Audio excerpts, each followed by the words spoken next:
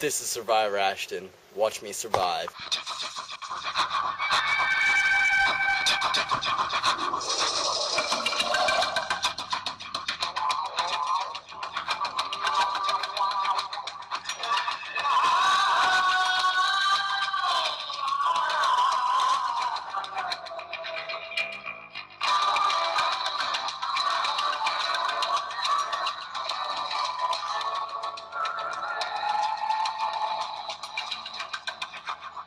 This is Survivor Ashton, Episode 1. I'll be surviving for 3 days with no food, no water, no TV crew, in the Bruce Peninsula, this wild and rugged land of the Canadian Shield and Great Lakes watershed. But for those willing to stick it out and bear it, will reap the rewards. One of the most beautiful areas in Canada, with its expansive wilderness of coniferous and deciduous trees, and the clearest water in the whole of Canada. This is by far amazing. Many people have lived here, and many have died exploring its beauty. But with the black thriving, and the only area in Canada to have poisonous creatures, the black widow and the Mississauga rattlesnake, I am sure to be in the ride for my life. Nighttime chills, venomous snakes, no food, no water, harsh climate, harsh landscape are only some of the factors I have to deal with to make it out of here alive. There is no doubt this is why so many people have come here risking the challenges for its immense beauty. But for now, the next 3 days, it's just me, my camera, my tools, my knowledge, and the willingness to survive. So this is Survivor Ashton, Episode 1.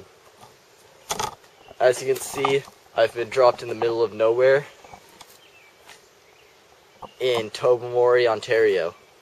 My goal, survive 3 days. No food, no water, no television crew.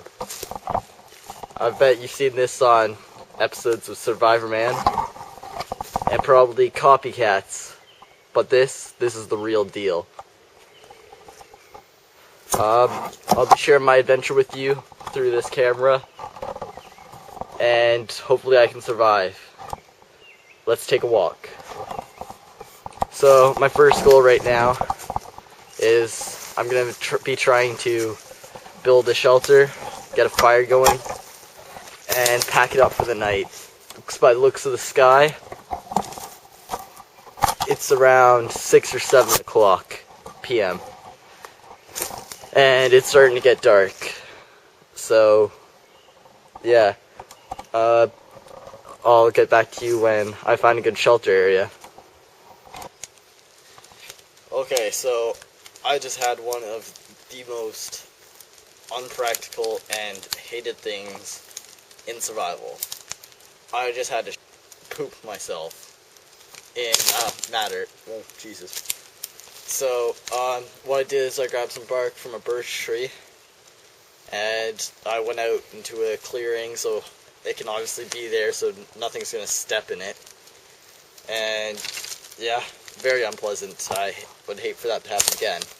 But in the good thing, I'm in a nice area. There's lots of wood, not much water, a few wigglies, but not much.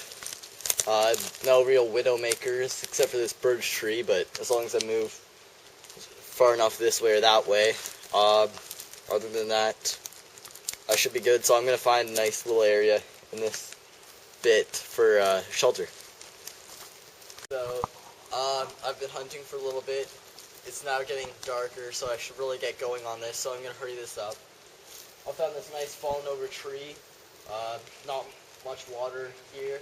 I'm just going to cut off these branches, and I'm going to throw some little pine needles, cedar probably, underneath, lay sticks across, get some nice screenage on top so it'll repel the water. I haven't seen any bugs really under there. No water. No widowmakers from above are going to really fall on that shelter. And there's plenty of wood around, so I'm going to get this started. Okay, so I'm getting started now.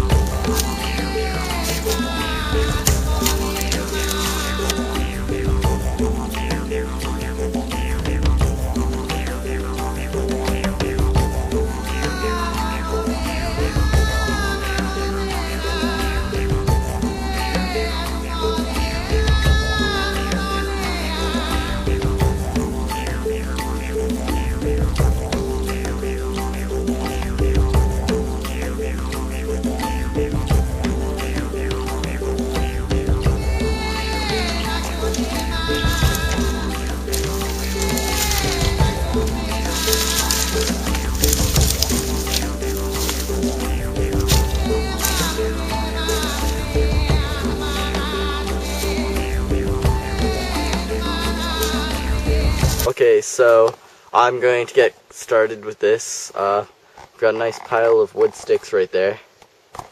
And I got a big pile of greenery right there. I'm going to lay that out along the bottom right there. And then on the top I'm going to lay the sticks down and cover them with the greenery. Hopefully it'll be waterproof and comfortable. So here we go.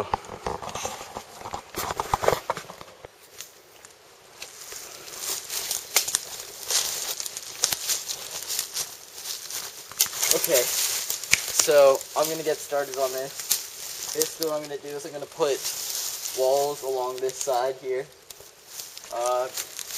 Then I'm going to add the spruce and pine, or cedar and pine on top of the wood. Go ahead and watch.